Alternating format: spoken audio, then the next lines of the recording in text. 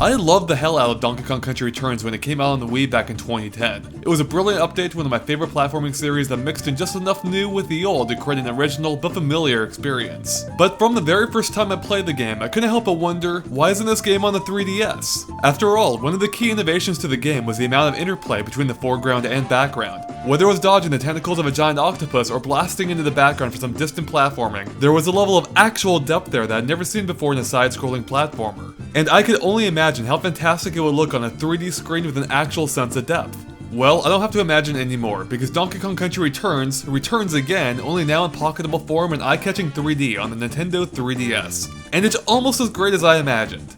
Of course, everything that was so fantastic about the original is recreated here nearly perfectly. The level design is still brilliant, there's still a huge amount of variety between levels, and of course the game still looks beautiful. Seriously, it looks practically identical to the Wii one.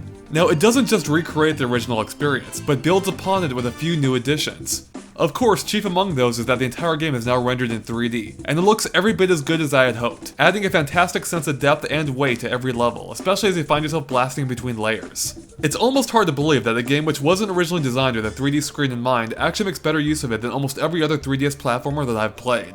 Beyond the 3D, the game also includes 8 brand new levels, and these levels play just as well as the originals and are a great addition, even if they don't really do anything particularly new. Though I was slightly disappointed they weren't a little more challenging, seeing as they do come at the end of the game. Finally, the game introduces a brand new mode, fittingly called New Mode. Essentially, it's an easy mode that gives both Donkey Kong and Diddy Kong an extra damage point, while also adding a few new items to Cranky Kong's shop that make the game notably easier, such as a barrel that allows you to bring back Diddy at any time, or a green balloon that'll save you from a fall. And this is a welcome addition, seeing as the original Donkey Kong Country Returns is widely regarded as an extremely challenging game, though the original mode is here too if you're a purist. Although those purists might find that the original mode is actually even more difficult than the Wii version for two unfortunate reasons. For one, the game now only runs at 30 frames per second instead of the original 60. Now, if you haven't played the original, then this probably isn't a big deal, but I did, and I found it made the game just slightly less responsive and actually made it a little trickier to nail some of those precision jumps. In addition, the game also suffers from some occasional and noticeable slowdown that wasn't in the Wii version at all. It never drops by much, but it's enough to throw off your timing, especially in the minecart levels, which are already challenging enough. Don't get me wrong, it never reaches anything close to unplayable, but it is a letdown compared to the buttery smooth Wii version. I also had just a couple of issues with the controls themselves. For instance, in the original game you would roll by shaking the controller, which is now handled with a button press, and that's fine.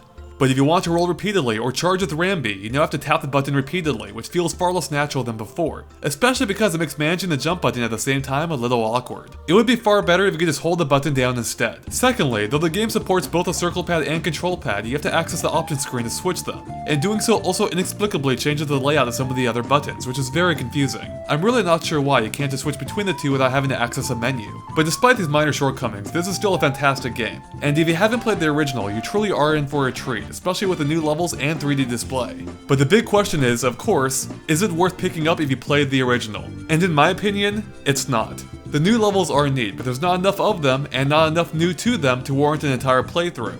And the new mode won't really be of much use to those who've already finished the game.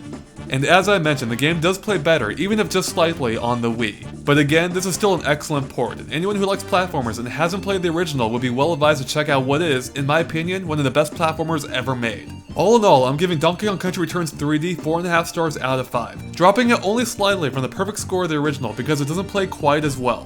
Thanks for watching, and make sure to stay tuned to GameXplain.com for more reviews and other things gaming too.